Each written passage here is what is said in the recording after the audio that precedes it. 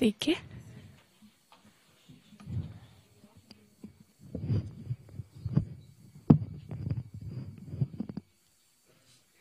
Taigi, sveiki visi. Labai džiugu jūs čia matyti. Aš esu Greta, o čia yra puikia kompanija, kuri šiandieną kalbės apie stereotipus. Taigi, tai yra Tautvydas Mikalajūnas, Eglė Daugėlaitė, Arijus Katauskas ir moderuoja Vaidotas Beniušis. Trumpai norėčiau pakalbėti apie stereotipus. Tikriausiai daugelis esate girdėję, kad moteris nemoka vairuoti, visi vyrai kiaulės ir panašiai. Per šias 4 dienas, tai nuo pirmadienio iki ketvirtadienio, mes kalbėsime apie šiek tiek kitokius stereotipus. Stereotipai medijose, stereotipai politikoje, netgi apie tautiškumą. Taigi, tikiuosi, šis žingsnis bus toks stiprus ir labai geras žingsnis žengiant link to, kad įsiaiškitume, ar visgi yra stereotipų, ar jų nėra, galbūt mes tai paneigsime. Taigi, šiandieną šie žmonės visą pradės, o ketvirtadienį tikiuosi visus pamatyti ir uždaryti taip pat renginį. Taigi, gerų 4 dienų ir ačiū, kad atėjote. Ačiū už pristatymą, ačiū už kvietimą. Visada malonu sugrįžti į Saulėtekį po tiek metų ir rasti ir naujus pastatus. Pirmą kartą man šitoj salėje tenka būti. Tikrai šauni patirtis, nebijoju bus. Tai mes turėsime apie valandą. Labai džiugu, kad turim įvairių sričių specialistus prie šio stalo, kurie pasidalins įžvalgomis apie tai, kaip stereotipai veikia žiniasklaidoje, viešuosiuose ryšiuose, kaip jie asmeniškai susiduria ir ką mato savo darbe. Aš jūsų visų paprašysiu aktyviai dalyvauti. Visą laiką pasiteirausiu, ar turite klausimų. Jeigu norite įsiterpti, išgirdę tam tikras mintis, ar užduoti klausimą, ar paprieštarauti, drąsiai tai darykime. Turėkim interaktyvų pokalbį. Ir pradėti turbūt norėčiau pagal stereotipiškai nuo moterų, ar ne, nuo Eglės, kadangi tokia tema. Eglė dirba LRT Labame ryte vedėja. Pasiklausiau organizatorių, studentų prieš šį renginį, kad jie šiek tiek pasidalintų mintim, ką jie nori išgirsti ir kaip jie mato stereotipus. Tai pacituosiu, ką man atrašė. Daugelis pasakė, jog nekartą yra girdėję, kad darbas televizijoje yra kupinas streso. Televizija turi ne tik talento, bet ir grožio standartus. Tokie, kaip supratau, buvo pagrindinės mintis, ką atsakė studentai paklausė apie stereotipus. Eglė, su kokiu įvaizdžiu kokį įvaizdį turėjote jūs apie televiziją eidama, nes turbūt stereotipas yra supaprastintas įvaizdis, ir ar tai yra tikrai stereotipai, ar tai yra tiesiog faktai, kuriuos reikia pripažinti ir elgtis pagal juos?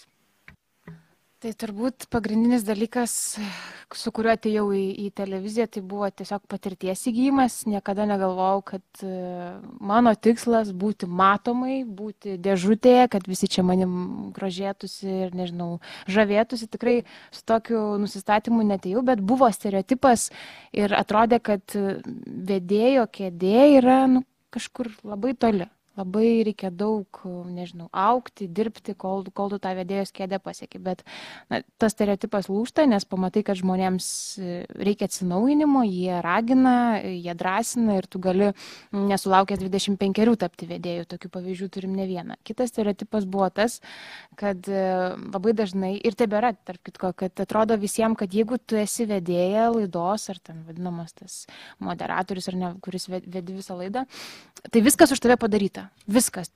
Sufleris eina, tu čia tik tai vebleni ir viską kiti už tave parašo. Tai tikrai ne.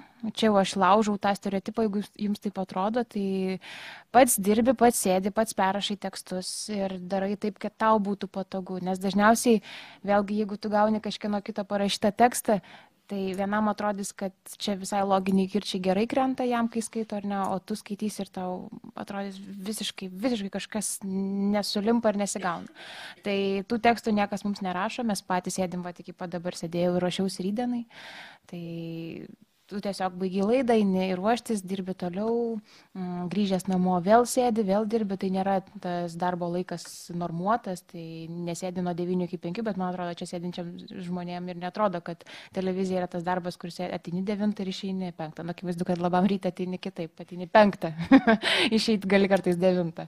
Bet, na, kai ateini į televiziją, tai turbūt pagrindinis dalykas man bent jau buvo, kad viskas yra įmanoma ir tikrai nereikia labai kovoti su vėjo malūnai, žinoma, reikia turėti savo vietą kai kada, nes televizija senas darinys, ypač LRT ir taip lengvai su savo idėjom, galbūt blitz idėjom nepraeisi, bet dirbi, darai tik, ką myli ir atrodo, kad visai tų stereotipų per daug laužyti nereikia. Tai ačiū, Eglė, vis dėlto sulaužėt kelis pirmosius stereotipus, labai gerai diskusijos pradžiai. Aš dabar norėčiau kreiptis į Tautvydą. Tautvydas dirba naujienų portale Rytas LT, neseniai perėmė visą vadovavimą redakcijai. Tautvydai, stereotipai dažnai yra susijęs su emocija. Mes pavadinam tam tikrą grupę su paprasintų vaizdiniu tam, kad išaukti emociją. Portaluose labai svarbu yra be abejo skaitomumas. Skaitomumo ir emocijos ryšys turbūt yra tiesioginis. Galbūt pats galėsit daugiau pasakyti, kiek iš tikrųjų tas verslo modelis portalo gali skatinti stereotipus. Taip, sveiki visi. Taip, čia yra tam tikrų niuansų, tam tikrų detalių. Labai gerai, kad užsimėt apie emocijas. Mano manimu, stereotipas, arba kaip prieš diskusiją kalbėjom su Arijum, galbūt tai nėra stereotipas, bet klišė kažkokia etiketė. Ir tai yra labai stipriai susijęs su emocija, nes mano įsitikinimu žmonėms reikia tų stereotipų, reikia emocijos, reikia tam tikrų etikečių, kurios gaila neretu atveju būna galbūt neigiamo atspalvio, blogos naujienos kontekste, bet žmonės, čia ne tai, kad kaltinimas yra, bet manau, kad žmonės šiuo atveju iš mano pusės žiūrint skaitytojas ir yra šiek tiek to stereotipo ar klišės kūrėjas arba tas partneris, kuris galbūt kartu kuria tą stereotipą, nes stereotipas man asocijuoja su tam tikrų gandu.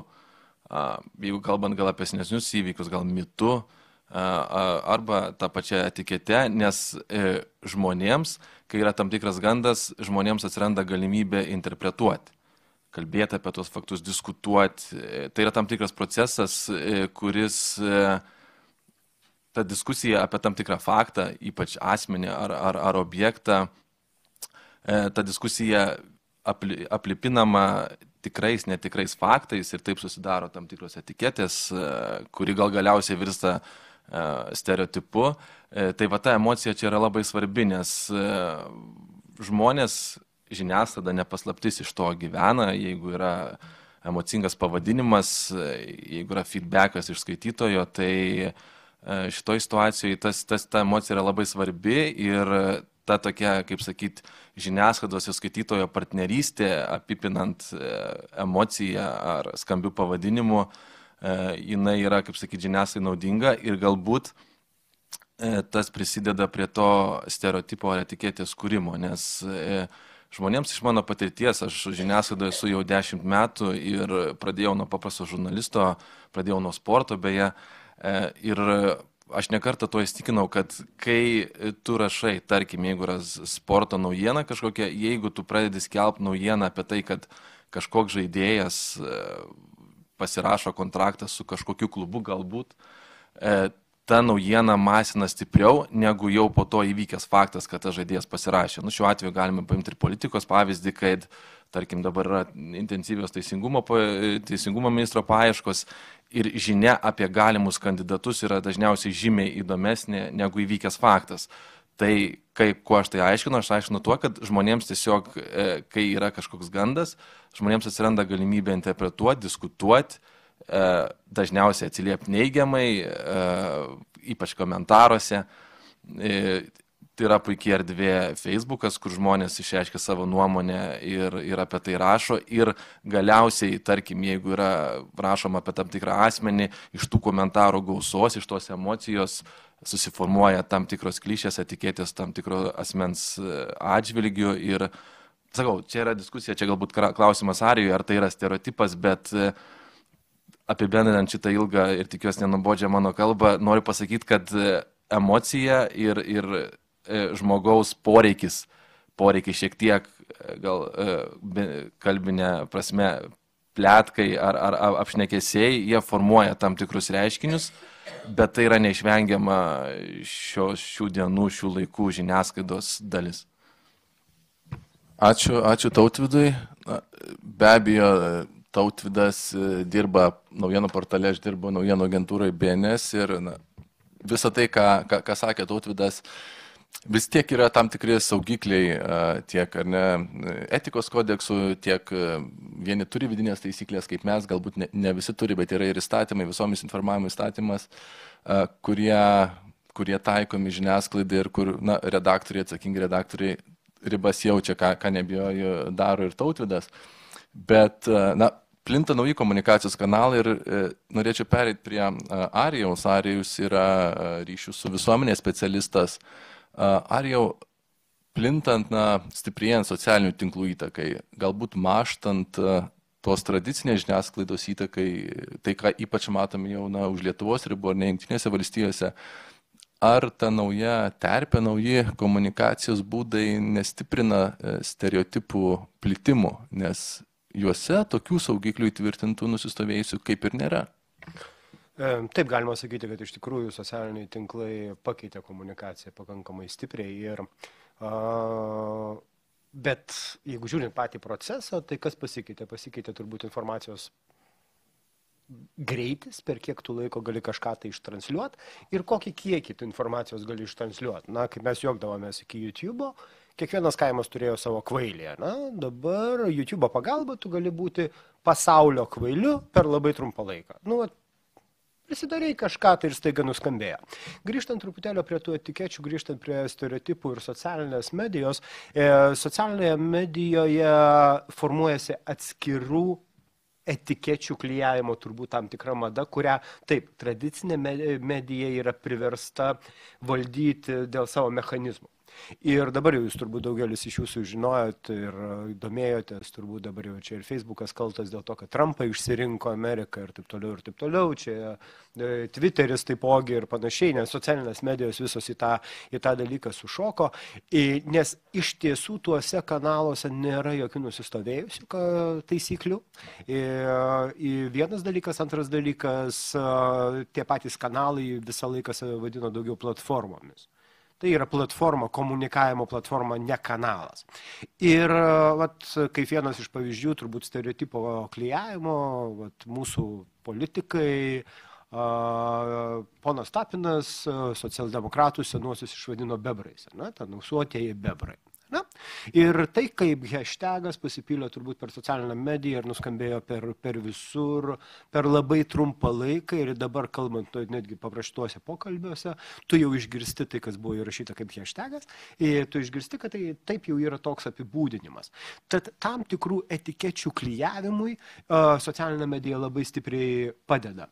Kartu socialinė medija padeda ir tų tipinių stereotipų, kuriuos mes dabar, kurie labai stipriai transformuojasi, sklaidai. Tarkime, kaip atrodo sėkmingas žmogus, kaip atrodo turtingas žmogus. Mes paimame socialinį tinklą, mes pasižiūrim, kur jis pietauja, su kuo jis pietauja, ką jis valgo, su kuo užgerinėja krevetes ar, tarkime, kažkokį tai kitokį maistą, kas jį kalbina, su kuo jisai kalbasi. Ir štai mes turime sėkmingo žmogaus stereotipą, ko pasiekoje turbūt gauname ir tradicinę mediją įsijungiančią, kiek tai atliepia. Tad taip, stereotipai yra, etiketės yra, tiesiog aš kaip komunikacijos žmogus galiu pasakyti, kad pats savaime stereotipas, pati savaime etiketė, jinai neturi neigiamos, teigiamos emocijos, jinai neturi nieko, jinai priklauso nuo to, kaip mes tai panaudosime. Melas Gibsonas kažkada tai lietuvius pavadino aštriadančiais lietuviais su beisbolo lazdomis paplūdimyje. bet neprilipo mums tas stereotipas. Anglai sako, kad prilipo. Tai aš net nežinau, kartais gali būti geras, kartais gali būti blogas. Dėkoju Arijai.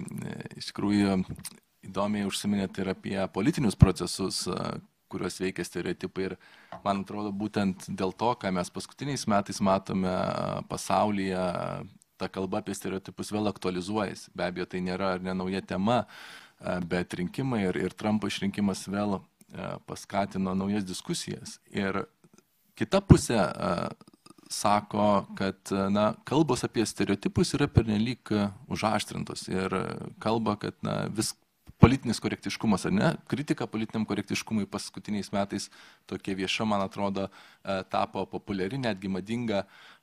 Eglė, Tautvydai, ar jums tenka darbę susidurti su ta riba, kad nebūti pernelyg politiškai korektiškiam, bet išvengti stereotipų klijavimo ant tam tikrų grupių, ar tai būtų etninės, tautinės grupės ar socialinės grupės?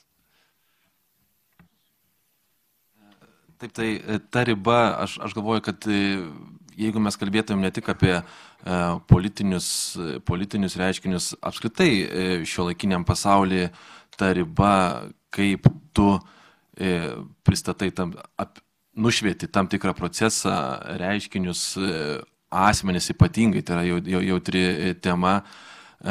Ta riba, mes visą laiką galbūt vaikštant palei tą raudoną liniją, nes iš principo, ką ir pats užsiminė ir ką Arijus kalbėjo, Facebook'e, tam socialiniai erdvėjai tų ribų praktiškai galbūt ir nėra bendraja prasme. Aišku, tie saugikliai žiniasklaidoje yra ir jie privalo būti. Ir tiesiog, kai yra kažkokia situacija, kažkokie yra niuansai, kažkokie yra pavojai, mes apie tai galvojam, diskutuojam, svarstom. Be abejo, nepaslaptis, nieko naujo nepasakysiu, kad kiekviena skambesnė antraštė, iliustracija ar bandymas išgauti kažkokią sensacingą naujieną, jinai yra aukso vertės, klikų vadinamų skaičių, skaitomumo, nes nuo to priklauso ir žiniasklaidos būvis. Bet saugotis, aišku, reikia ir tų raudonų linijų yra ne viena ir ne dvi, bet tiesiog tu prisimeni, kas tu esi, kam tu atstovauji, kam tu rašai ir kas iš savo naujienom tu galiausiai pozicionuoji save kaip portalą, save kaip profesiją. Ir tu negali pasiduoti tam beprotiškam gyvenimui, kurį gyvena Facebook vartotojai. Apstai, mano manimo, Facebookas yra unikalus reiškinys, kuris gal nepabijokim to žodžio, kad formuoja žmonių ne tai, kad gyvenimus, bet tam tikrus požiūris į gyvenimą, į reiškinius. Ir iš tikrųjų, kaip sako, su gandu gali užmušti banką, ar su laikraščiu ten vers ministrą ir užmušti musę, bet su Facebooku, kur tu gali pritrolinti ir praskleisti tokią gandą, kur gali sugadinti ir žmogaus gyvenimą. Taip kad saugikliai jie yra ir turi būti ir mes į tai atsižvelgiam be jokios abejonės, bet ten yra daug labai dalykų, kur stereotipų ir klišių bujojimui erdvės yra labai daug. Gal truputėlį dar prisiminsiu rinkimus Amerikoje, teko vesti man laidą iškart stebėti gyvai visus rezultatus, iš tikrųjų buvo labai intensyvi ir sunki laida, beveik 4,5 valandos tiesioginėme eteryje ir dirbo vien jauna komanda. Tai stereotipiškai atrodytų, ar ne, kad jauni tai nepaveš, susimaus, bus, nežinau, tyla eteryje, lūš ryšys ir panašiai. Tai vienas stereotipas, aišku, iš karto lūžta, nes jaunimas vis tiek galbūt dėl jaunatviško entuziazmo, galbūt dėl bebaimiškumo išplaukia dažniausiai.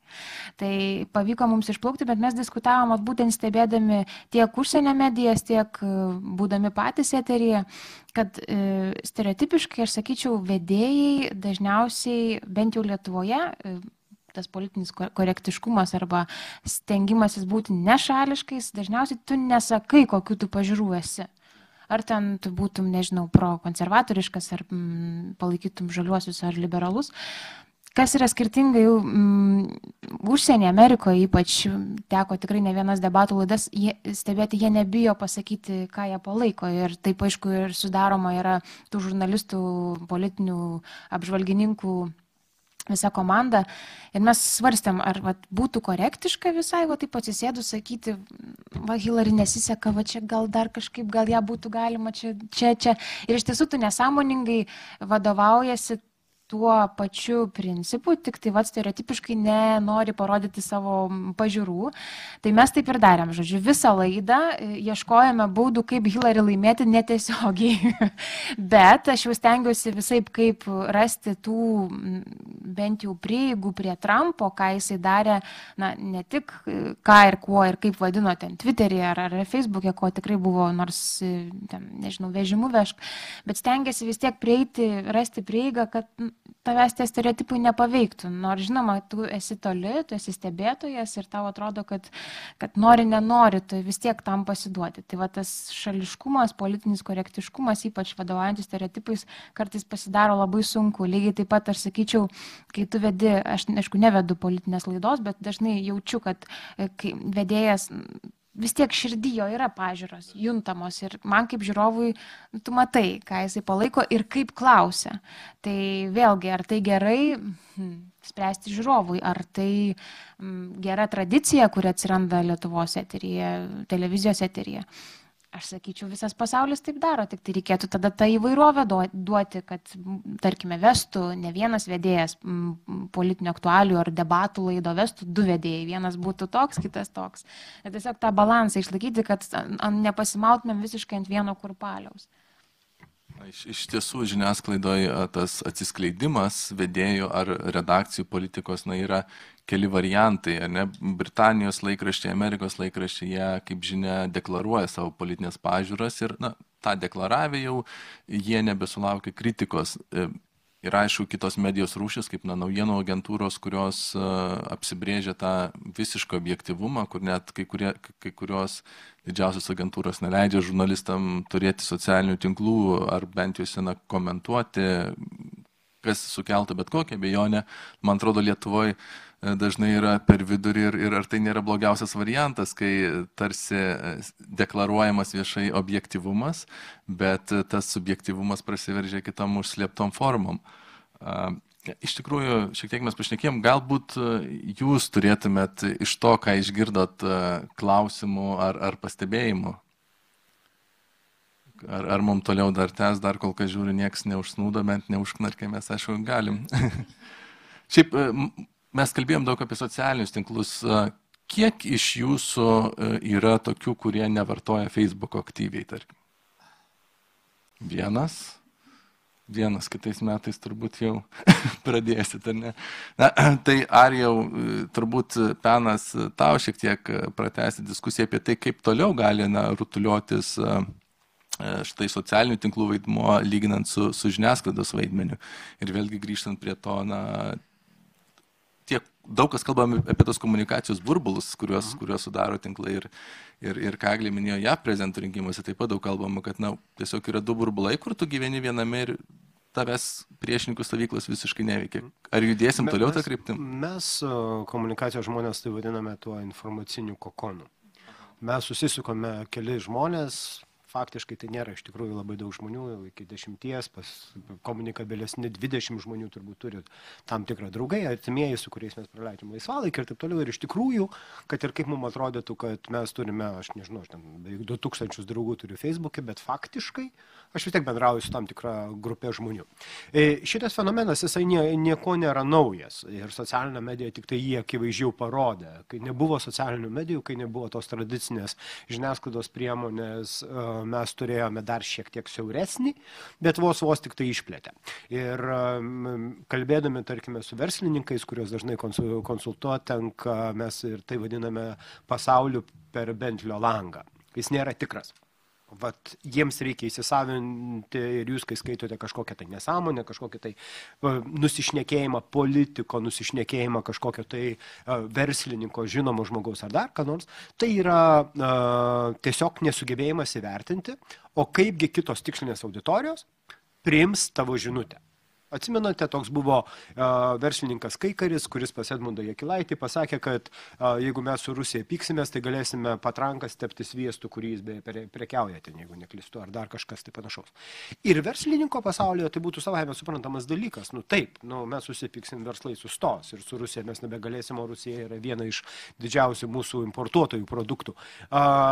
Tačiau, kai tu žinai visą kontekstą, kai tu suvoki, kokia yra aplinka, tu suvoki, kad tu negali to dalyko sakyti, nes absoliuti didžioji dauguma kitų žmonių tai priims visai kitaip. Tai grįžtant prie socialinių medijų ir grįžtant prie, sakykime, prie stereotipų informacinių kokonų, kurie formuojasi ten, kas nutinka? Nutinka labai, sakyčiau, su stereotipu labai vienas dalykas, kuris yra ir geras, ir blogas priklausomai nuo situacijos. Etiketės užklijavimas mūsų stabdo nuo galvojimo toliau. Aš nežinau, čia turbūt būdavo ir istoriškai, taip pat mano gentis dažosi taip, tavo gentis dažosi taip, mes vienas kitą atpažįstame. Na? Tu esi pagal istoriją toks, pavyzdžiui, vokiečiai mus puldinėjo kiek metų su rusais, kiek metų kariavom, tai pagal nutilėjimą taip ir bus. Ir mes nebesigilinam. Jeigu kažkas užklijavo stereotipą, tai užklijavo etiketę tam tikrai auditorijai, mes jau nebeieškom paneigimo, kodėl jie galėtų būti kitokie. Mes ieškom patvirtinimo. Ir aš nebijau pasakyti, atsimenate, koks įvaizdis buvo vieno prekybos tinklo, kurio stogas nukrito Latvijoje. Ir ką visi sakė, taip jiems svolačiam ir reikia, mes taip ir žinojom, kad jie yra tokie. Tai buvo stereotipas. Niekur nebuvo daugiau stogas nukritęs, bet kažkaip tai susiformavo gandų pagalba ir mes jau pradedame ieškoti patvirtinimo. Tas pats politinis pasaulis ir mes kalbame apie socialdemokratus. Visai nesenai paskirtasis teisingumo ministras turėjo pasitraukti. Ką visi sakė? Štai vėl išrūkė geležinkelių generalinis atsistatydino. Visi jie tokie korumpuoti ir taip toliau ir taip toliau. Štai tai ir padeda socialinę mediją labai greitai ištransliuoti tą etiketę labai plačiai auditorijai. Kas komunikacijos žmonėm, anksčiau mes žinojom, tarkime, kai aš pradėjau savo karjerą PR, būdavo taip, 7 valandą aš savo tokį bandūrą kompą išjungiu ir išeinu namo. Kitas iki aš mailus pasitikrinsiu ryte.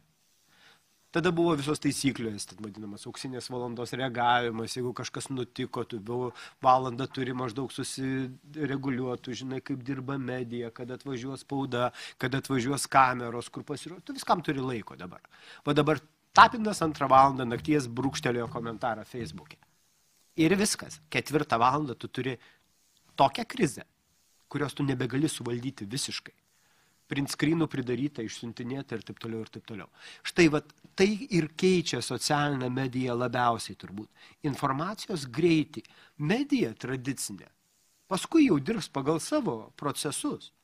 Bet palaukit, mes pradedam dar vieną dalyką matyti, kuris dar įdomesnis yra. Šarūnas Černiauskas, 15 minučių tyrimų vadovas. Jis vienas iš pirmųjų, kuris pakankamai drąsiai reiškia savo asmeninę nuomonę socialinėme tinkle apie kažkokį tai vieną dalyką. Ir atrodo, palaukit, čia objektyvumas turėtų būti.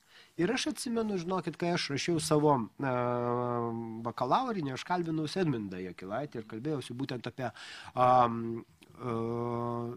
objektyvumą žiniasklaidos. Ir man visai ta mintis jo patinka.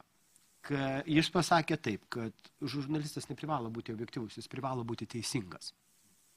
Jis privalo išklausyti abi pusės. Bet mes negalim būti, kaip žurnalistai, mes negalim būti objektyvus, nes vis tiek turim įsitikinimus. Ir geriausias pavyzdys, dabar, čia turbūt yra žurnalistika studijuojančių žmonių, taip, žaliųjų ir valstiečių bandymas dabar keisti pagalbinio vaisinimo įstatymą. Na? Ir dabar pasakykit kas nors, kad jūs esate objektyvus tuo klausimu. Netikiu. Aš tikrai nesu. Bet aišku, aš ne žurnalistas. Gal truputėlį pantrinčiau, gal taip, kiekvienas iš mūsų, kuris yra žurnalistas, ar jisai ką berengtų, ar komunikacijos specialistas, bet, tarkim, komunikacijos specialistas, jisai konkrečiam vis tiek užsakovu, ar ne, dirba. Mes tarsi, mūsų tikslas pateikti skaitytojams, žiūrovam kažkokią informaciją. Taip viduj lieka viskas, kas ir liktų asmeniškai, bet vis tiek stengiasi pateikti abi pusės. Kad ir kaip tau viena iš tų pusių galbūt nepatiktų, tai aš manau, tas teisingumo principas, apie kurį kažkada ir minėjo Edmundas, tai galbūt čia tas teisingumo principas, o tas objektyvumo visas apibrėžimas, kuris galvoja, yra turbūt nuo Vaišnio paskaitų, bent jau mums, nežinau, jums gal nuo Nugaraitės, kur reikėjo mintinai išmokti ir prie sienos prikaltas turėjai pakartoti tą objektyvumo apibrėžimą, jo tikrai kasdien taip nekartos ir dar kartą matysi pavyzdžius, kada nėra to objektyvumo ir galbūt jo niekas ir nesiekia kai kuriuose priemonėse, taip irgi būna, bet tiesiog taip, viduj kirba ir atrodo, negerai, čia ypač būtent su pagalbinio apvaisinimo įstatymu, tai čia iš viso, aš manau, čia dar yra ir moterims dar toksai papildomas, tiek aišku vyrams ir šeimoms, kurios bando susilaukti vaikų, spjūvis toks nemenkas į veidą ir jeigu kažkas susidūrė su tuo, tai dar labiau turėtų kilti kovo. Tai rytoj bus, kiek žinau, prie Seimo, čia ragina visus. Tai... Ir jeigu ką, iš tikrųjų šiandieną įvyko tas dalykas, šiandieną nemažai žinomų žmonių, žurnalistų pasirašė kreipimas ir dar pasirašinėja, tame tarpe ir žurnalistai. Ir čia atrodytų, atsistotų pusė, sakytų, palaukit, palikite ekspertam. Ne, pilietiškumas dar yra toks dalykas, kuris taiga atsiduria kažkurioje tai vietoje. Ir vėlgi, čia yra stereotipas, koks turi būti žurnalistas pats. Ir grįžtant šiek tiek prie komunikacijos žmonių, aš su kolegė važiuodamas čia pasakiau, jūs matot, kaip aš apsirengęs, ne? Jūs įsivaizduojat, kiek metų reikėjo kovoti su stereotipu, kaip turi atrodyti ryšių su visuomenės specialistas, ne? Ta prasme, tai kostiumas prieš 10 metų be kostiumo eiti į darbą, tai yra kažkas tai tokio. Tai yra dar vieni stereotipai išvaizdoje, elgesyje, nuomonėje ir taip toliau. Norėčiau pratesti Arijaus mintį, kai kalbėjo dar prieš tai savo kalboj pradžioje, kai apie vieno prekybos centro įgriuvimą Latvijoje. Ir aš kartu prisiminiau, kad pagalvojau, kad galima kelti klausimą, kiek tos etiketės, ir mes kalbam turbūt apie etiketes, ne apie stereotipus, bet kiek tai yra tvarus, stipru ir kaip pagalvoju, kaip tai yra laikina. Ką aš turiu galvoje? Aš turiu galvoje, kai įgriuvo tas stogas Rygoje, buvo milžiniškas pasipiktinimas, ką ir Arijus minėjo, kad taip jiems svolačiams ir reikia, jie tokie ir tokie. Ir buvo berods tokia kaip ir akcija, turbūt ir socialiniai erdvėjai, kad neikime tą prekybos centrą jokiais būdais.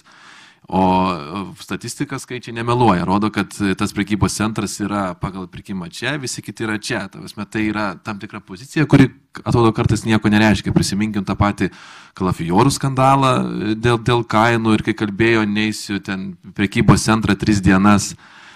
Ir vis tiek žmonės ėjo ir eis. Tai aš turiu galvoj, kad, kaip sakė vienas garsus Lietuvos politikas, beprotiška gyvenimo skuba, tai tie stereotipai, tos klišės, etiketės, jos susiformuoja kiekvieną dieną, tokie burbuliukai jie atsiranda, įsipučia ir susprogsta, nes kitą dieną atsiranda kažkas kitas. Ir ką Arijus minėjo, teisingai pastebėjo, kad jeigu tu praleidi kelias valandas, nedaug dievė, pusdienį be internetų, tu jau turi informacinę skylę, nes tu tiesiog nebesusieki visko. Tai aš turiu galvoj, ką aš noriu pasakyti, kad tų klišių yra velniškai daug ir jie lekia vienas paskui kitą, nes žmonėms to reikia, jie maitinasi iš to ir jie labai greit pranyksta. Tai nepasiduokit jiems. Jo, ačiū, aš tik sureaguosiu trumpai stereotipus apie aprangą. Pirmiausia, tai žurnalistai tikrai taip nevaikšto apsirengę į darbą, čia man yra šiek tiek kitų įsipareigojimų šiandien. Ir dėl pagalbinio apvaisinimo mes BNS šįryt irgi turėjom diskusiją dėl to kreipimus ir mes vis dėlto apsisprendėm kitaip. Mes apsisprendėm, kad žurnalistai neturėtų pasirašyti mūsų šio kreipimuose, bet tai galbūt labiau dėl to, kad vis dėlto naujienų agentūra yra išskirtinė tuo reikalavimu būti kiek įmanoma objektyviems. Ir jeigu peržiūrėsit didžiųjų agentūrų stylebookus, kas, manau, yra turbūt kaip visas kursas, ar ne, išanalizuoti tos kriterijus. Tai mes pabandėm sekti tuo pavyzdžiu. Tas diskusijas mes turėdom ilgas apskritai, kiek mūsų agentūros žmonės gali reikšti pažiūras ir galiausiai laimėtas argumentas, kad pilietiškumas yra svarbu ir ypač tokioj mažoj šaly, kur galintis ką pasakyti žmonės, jie turi įnešti savo indėlį į diskusiją, bet tie klausimai yra gana atviri. Mes iki šiol daug kalbėjom apie stereotipus, kuriuos suprantam kaip tam tikrą turbūt supaprastintą, klišinį, šablonišką vaidmenį, kuriame yra ir dalis tiesos, ar ne, ir dalis netiesos. Bet pastaraisiais ypač mėnesiais daug kalbam apie tas vadinamas fake news. Iš viso netikras žinias, kurios plinta ir regis daro vis didesnę įtaką. Ar jau kas bus su fake news, kaip su jom kovoti, kaip atpažinti jas, koks jų poveikis? Aš ir pas save socialinėme tinkle apie tai diskutavau su kolegom ryšių su visuomenė žmonėm. Ryšių su visuomenė turbūt viena iš pagrindų yra vienas, ant ko mes stovime, tai to vadinamo storytellingo. Kai yra iš tikrųjų mes pasakojame istorijas ir žurnalistai irgi pasakoja istorijas dažniausiai. Ir fake news pats savaime, apie kurį staiga pradėjo visi šnekėti taip dažnai ir taip daug tik tai dėl to, kad tai yra socialinėse medijose. O vėlgi būtent dėl sklaidos ir dėl greičio. Fake news visą laiką buvo. Tai nieko nėra unikalaus. Tas pats prekybos tinklo nugriuvimas stogo ir sakykime, mūsų vertinimas to prekybos tinklo irgi buvo remtas ten fake news tam tikrom, kad ten kasininkė sėdi su pampersais, mes turėjom daugybę gandų aplink tą bendrovę. Tai irgi yra fake news. Bet grįžtant atgal, o ką reikėtų dabar daryti, ir aš pradėjau tarkime, tarp mūsų specialistų, mūsų gildijos, kaip sakant, atstovų, pradėjau kelti vieną klausimą. Mes kaip komunikacijos žmonės iš tikrųjų sukūrėme pakankamai daug žalios medžiagos komunikacijai viešoje erdvėje. Mes atiduodam dalį žurnalistam, dalį patys iškomunikuojame, tarkime, per socialinės medijas, dalis mūsų ekspertų pasisako viešoje erdvėje, mūsų klientų ekspertų ir taip toliau ir taip toliau. Ir jeigu anksčiau mes galėjome 100% šitą klausimą perkelti ant medijos, mes žinom, kad, atsiprašau už tą žodį, bet bullshitint visiškai mes negalim, nes vis tiek įsijungs mechanizmai, kurie žiniasklaidos priemoniai pasakys reklama, melas, pakalbinkit dar vieną žmogų ir gausis iš to visai kitokia informacija. Dabar yra kanalai, kuriais galima apeiti tuos mechanizmus. Ir aš manau, kad netrukus susiformuos labai naujas dalykas ir labai aiškiai išreikštas dalykas. Tai yra, turbūt apie kompanijų socialinę atsakomybę. Ten, ta prasme, ar sustainability, jeigu yra ir taip toliau, ir taip toliau. Pavyzdžiui, taip, Lietuvos geležinkelių parama mokykloms Butkevičiaus apygardoje. Pavyzdžiui, tai labai socialiai atsakinga. Aš kalbu apie tai, kiek mes būsime patys, kaip ryšių su visuomenė žmonės, atsakingi už tai, kokią informaciją mūsų klientai platins. Apie ką aš sakau? Tarkime, žinomas ekonomistas, atsimenat, buvo kainų burbulas, čia prieš 6-7 metus, nekilnojamam turte. Ekonomistai paskui buvo kaltinti, kad jie slėpė tą kainų burbulą. Žiniasklaida irgi prisėmė tam tikrą savo kaltę, nes jie lyg ir lėmėsi ekspertais, bet gal reikėjo daugiau ekspertų ir taip toliau, ir taip toliau. Dabar, kai mes svarstome, socialiai atsakingos įmonės svarsto savo komunikacinės žinutes, tu dažnai renkiesi, taip šnekėsim, gal marketinginė prasme bus geriau, taip šnekėsim, bus teisingiau, bet neduos tokios naudos. Mes dalį priversti būsime persikelti atsakomybės už kokybę informacijos patys ant savęs. Ir staiga nutinka labai toks įdomus dalykas. Jeigu jūs pasižiūrėsit, socialinės medijas dabar, pavyzdžiui, kompanijose prižiūri pakankamai jauni žmonės, ir įmonių būtent profilius. Ir ten yra labai daug marketingo informacijos, tokių drąsių pasisakymų ir taip toliau, ir taip toliau. Tuo tarpu iš kitos pusės Facebookas visiškai neriboja ir aš garantuoju, net jeigu įsives jie savo šitas taisyklės, kol jie dasibels iki lietuvių kalbos, tai mes galėsim būti ramus dar. Realiai niekas nekontroliuoja, ar žinomas žmogus agresyviai nemeluoja. Pavyzdžiui.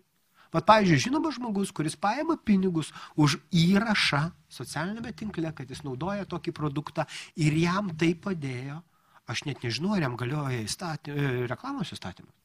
Jam niekas negalioja.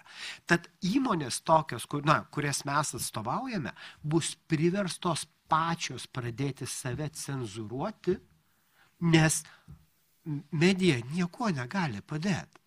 Turi mechanizmus, bet jie negalioja socialiniai medijai. Ir čia bus labai įdomus, mano nuomonė, momentas, kada mes kiekvienas pradėsim būti atsakingi ne tik tai už tai, ką rašom, bet už tai, kiek tiesos tame yra. Nes įtaka gali būti didžiulė. Nežinau, Trumpą išsirinksim. Galų gale. Davai, galvokim, ką šnekam. Čia papildyti Arijo tą mintim, kad iš tikrųjų per pastaruosius, jau net nereikia kalbėti apie per pastaruosius 20 metų, bet per gerus 5 metus apstai žiniasklaida jinai šiek tiek, ne šiek tiek, jinai stipriai transformavosi, tęsiant ir Arijos mintį, kad dauguma žmonių, jeigu tik tais norėtų, kai kurie ir nori jų, jie tampa tam tikrą prasme žurnalistais, tam tikrą prasme žiniasklaidos dalimi, nes jie turi galimybę išviešinti savo poziciją, savo kažkokias nuostatas, galų gale praneš žinią, nes anksčiau būdavo taip, informacijos centras yra vienas, tai yra laikraštis. Prieš 20 metų, tarkim. Dabar tų informacijos centrų yra šimtai, tūkstančiai, nes kiekvienas žmogus gali būti informacijos šaltinis ir jis turi praktiškai visas galimybės tą savo informaciją paviešinti. Facebookas, tuo labiau kiekvienas portalas turi savo rubriką, tarkim, Elrytė yra Bendraukime, Delfi yra Pilietis, kur žmogus turi galimybę viešai ir pakankamai skaitomai išreikšti savo poziciją, skelbti kažkokią naujieną ir taip toliau, jau nekalbant apie kažkokias nuotraukas ar video. Tai šitoj situacijoje ta informacijos klaida yra labai didžiulė ir ką Arijus minėjo, kad ta atsakomybė tenka taip pat ir pačiam skaitytojui, ką tu rašai, ką tu skelbi ir kokią tu poziciją nori išreikšti. Taip kad kartu einant su stereotipais, esant tam klišėm, nereikia pamiršti kiekvienam iš mūsų turėti tam tikrą atsakomybę apie tai, ką tu kalbi ir ką tu nori ištransliuoti. O tų feiko ir trolinimo yra labai labai daug. Todėl reikia save kontroliuoti, jeigu nori būti nekontroliuojamas. Aš čia tik įsijungsiu, man labai smalsu, Tarijau, irgi sulaukti, kada bus bent bandoma pateikti projektą visuomenės informavimo įstatymo arba reklamos įstatymo, kai kažkas pabandys susistemizuoti visus socialinius tinklus, nes dabar yra visiškai paleista. Ir man juokingiausia būna, kai kokia nors visuomenės, žinoma, moteriškė ar vyriškis parašo, kad čia nuotrauka tik tai mano naudojimui ir negalima imti, nors socialiniai tinklai kaip ir laikomi viešąją erdvę ir tu tą puikiai supranti, jeigu tavo profilis yra viešas ir jeigu tu turi 40 000 sekėjų, ar tu netampi tam tikrą mikro pasaulių, mikro kažkokio, žiniasklaidos priemonės tarsi valdytojų ir ar net nėra kažkokių svertų, kur jau tu gali prisimti atsakomybę, kaip jau tas asmuo. Iš tikrųjų, kiek aš žinau, tai pavyzdžiui, tinklaraštininkai, jie gali gauti akreditaciją Seime, vyriausybėje ir taip toliau. Tai vadinasi, jie yra pilnai atitinka žurnalisto apibrėžimą. Viskas galioja tas pats. Ir jeigu tu pas save kažką įsidėjai ir tu publikuoji, ta žaidimas žinomų žmonių, tarkime, man jisai šiek tiek primena ir aš visą laiką juokdavausi, mes turėdavom tokį pasakymą, ryšių su visuomenė žmonės. Jeigu tu nori, kad žurnalistai pradėtų kažko tai domėtis, tai pažįstamam žurnalistui pasakyk, čia nespaudai. Tai čia lygiai tas pats, kai aš įsidedu nuotrauką, bet nenaudokite spaudoj, tai spauda ieškos, darys viską, kad tik tai pasigautų tą nuotrauką, nes galbūt galvos, kad jie turi vieninteliai, tai unikalūs.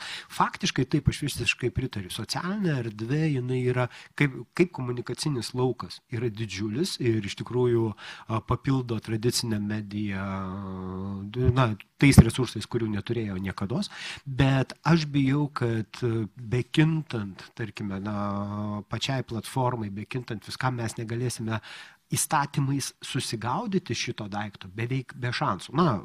VRK bandė išgaudyti politikus, kurie reklamuojasi.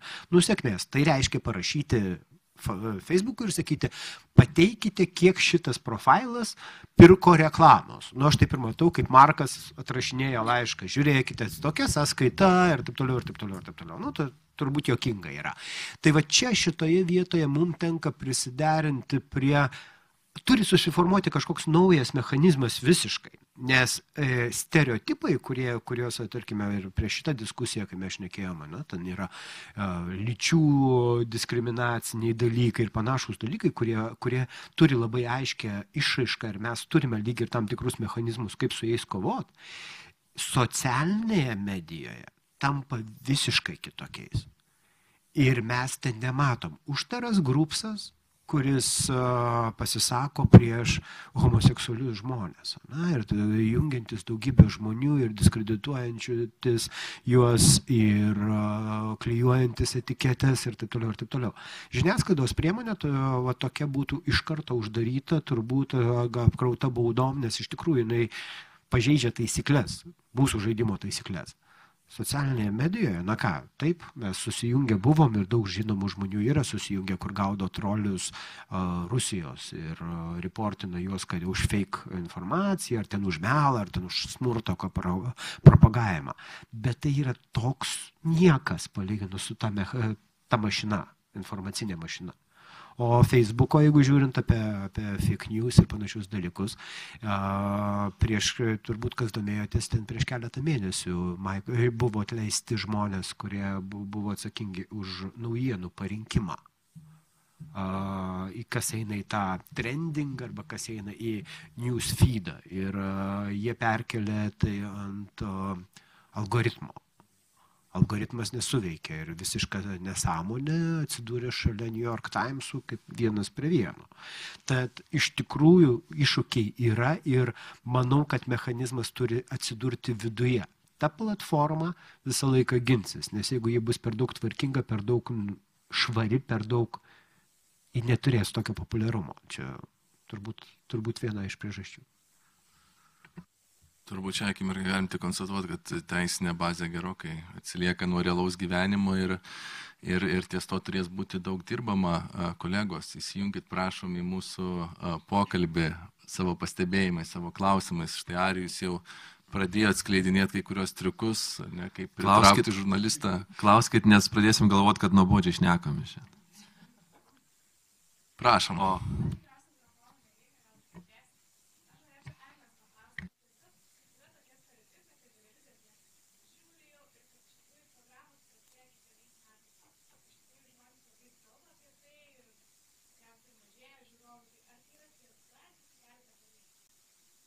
Aš gal pateiksiu pavyzdį. Labai dažnai populiaru sakyti, neturiu teliko, nežiūriu.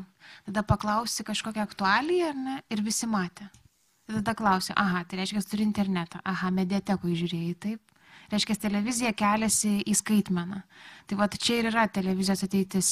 Gal jinai bus transliuojama live. Ir tarp kitko mes jau darėm, kad live transliuojamas mūsų signalas per Facebooką. Ir tu jau gali tiesiog žiūrėti visą laidą Facebook'e live transliacijų. Arba tas pats, pavyzdžiui, mediatekos principas paspaudai, kad tiesiog žiūrėti ir žiūri bet kuriame pasaulio krašte, kur yra internetas. Tai tas nežiūriu televizijos, čia taip pat kaip neturiu Facebook'o, bet viską žinau. Tai arba matau.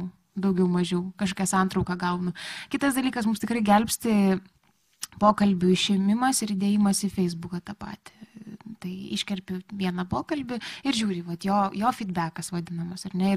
Ir taip kartais sprendžiama, ar jisai buvo sėkmingas televizijoje ar ne. Aišku, Facebook'e yra viena auditorija, televizijoje mes visai turim kitą auditoriją, bent jau taip tenka pripažinti, ypač kai išvažiuoji iš Vilniaus, iš to savo vakumo ar ne, kokono ir tada supranti, kas tave žiūri, kokio amžiaus žmonės tave žiūri ir kas tą laidą apskritai mėgsta ir vertina ir ryte keliasi nuo pačio 6 iki 9, pavyzdžiui, 3 valandas išbūna su tavim. Tai yra imtis amžiaus daug platesnė negu galėjai įsivaizduoti. Aišku, jau jeigu Facebook'e, tai jau daugiau mažiau mums leidžia Facebook'o instrumentai nusakyti tą mūsų auditoriją, moteris tai ir vyrai, kiek laiko praleidžia, kiek laiko pažiūri, tai daug lengviau.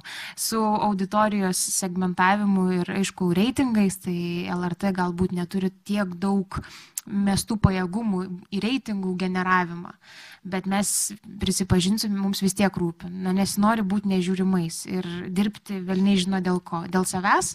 Ne, mes tada dirbtumėm, nežinau, kitose kanaluose, dirbtumėm spaudoje ar tose pačiose ryšiuose su visuomenė, kurių galėtum kažkaip formuoti, ar ne, tą sklaidą informacijos. Tai čia norisi, kad būtų tas gavėjas, priėmėjas informacijos, o ne tik ištransliavai kažkur ir nėra galo ir ryšio. Aš gal papildysiu truputėlį. Jeigu jūs pastebėtumėte televiziją, tiesiog ir pastebėtumėte, kokie prekiniai ženklai reklamuojasi televizijoje,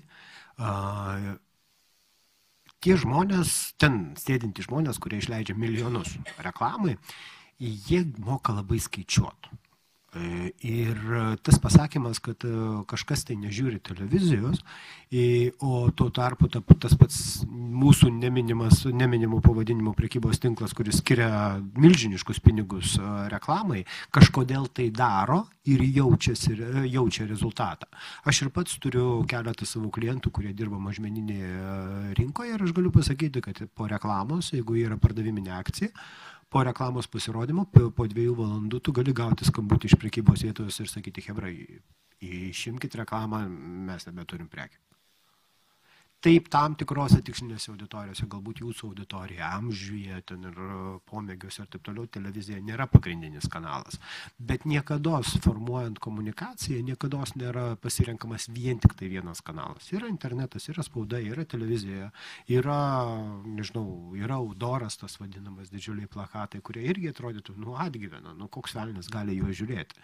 Bet paklauskim kiaulė rūkė, kaip jiems sekėsi su kampanija ir pasakys, kad palaukit, nes mes nespėjom gaminti. Tai va čia ir yra tas dalykas, bet vėlgi tai yra stereotipas. Aš, pavyzdžiui, neturiu teliko, mano telikas pajungtas prie kompo, bet aš neturiu teliko, bet aš viską peržiūriu. Visas žinias peržiūriu, viską peržiūriu, nes taip, teliko aš nežiūriu. Tautvyde, apie portalus, kokius stereotipus pats girdi dažniausiai? Tai aš norėjau irgi papildyti ir to pačiu atsakyti šitą klausimą. Man labai dažnai būna pikta, nuoširdžiai pikta, kai yra kalbama, kad telikas nieko rodo tik tarkim. Kad laidos yra kasmet vis prastesnės ir prastesnės, nors mes turbūt labai greit pamiršom, kiek informacinės laidos, turiu galvoje, žinios buvo prieš 5 metus, 4 ir kiek jos trunka dabar. Tai čia vienas aspektas yra. Kitas dalykas mane taip pat piktina, kai žmonės sako, kalbant apie portalus, apie informacinę erdvę, kad jie nuolat kartoja, kad jūs duodate geltoną spaudą, geltonas naujienas, papus, atsiprašau, reiškimą ir taip toliau. Bet ir aš noriu tam žmogui pasakyti, kad reiškia, tu tik tą ir matai, jeigu apie tai kalbi. Nes produkcijos, aš nekalbu apie LRytas LT, aš kalbu apie visus portalus. Jos yra kokybiškos labai daug.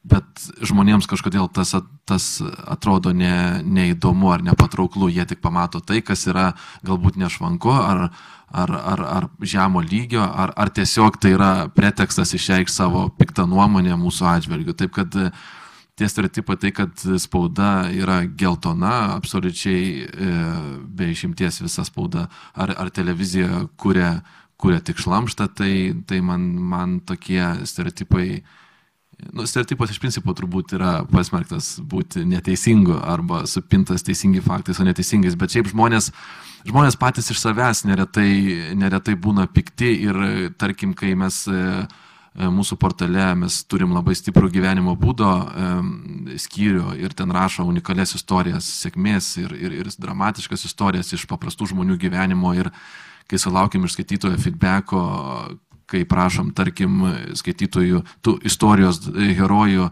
prašymų ten parent pinigėliais, atidarom sąskaitą ten jų ir prasideda siuntimai labai nemažais kiekiais ir kai sulaukiam tokio kaip ir teigiamo rezultato, tai tų istorijų yra labai daug gražių ir įdomių, bet žmogus kažkodėl vis tiek linkęs matyti blogą. Ir prie tų gerų tekstų, gražių istorijų, didvyriškų žmonių, kurie savo gyvenime daro kažką gražaus ir prasmingo, visada be išimties atsiras piktas komentaras, kad jinai ar jis tokia, anokia ir taip toliau. Žmonės, jie patys iš savęs dažnai būna pikti, tai būkit jūs geri žmonės. Ačiū, geriai žmonės, gal turėtumėt klausimų. Prašau.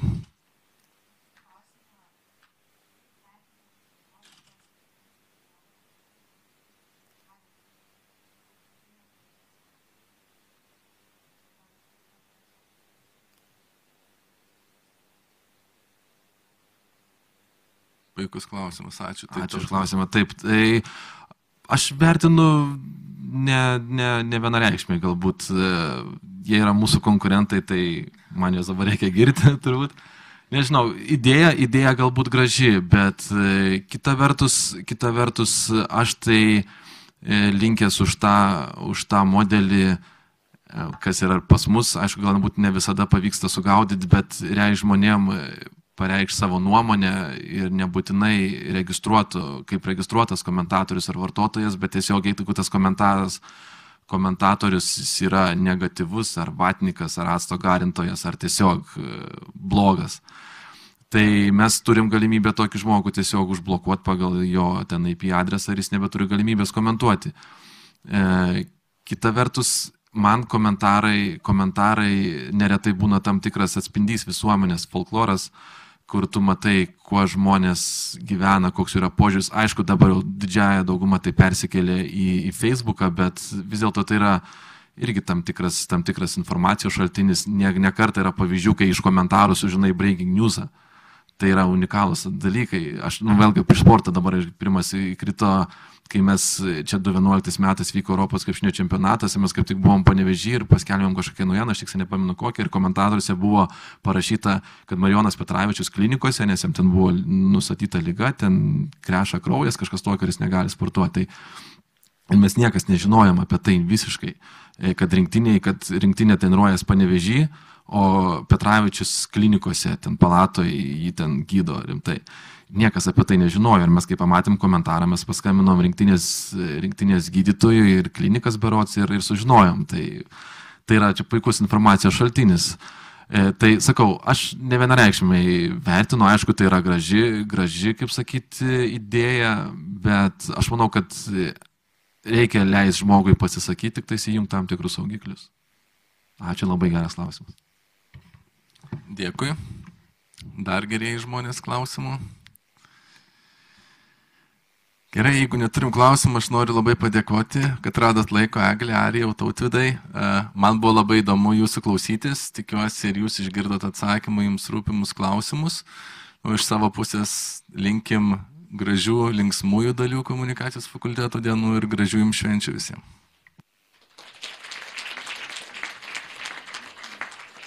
Tai aš taip pat norėčiau padėkoti visiems nuo visos informacijų dienų komandos.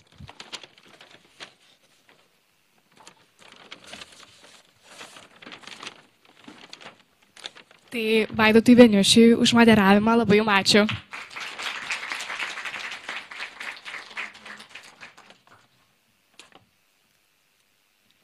Taip pat Arijui Katauskui.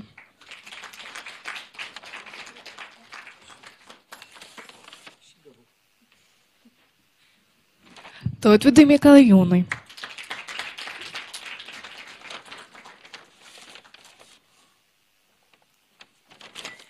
ir galiausiai Egliai Daugėlaitei. Ačiū visiems, kad atėjote, tikiuosi kažką naujo sužinojote, uždavėte klausimų, kas norėjote, taip pat laukiame kituose renginiuose. Tai ačiū Jums.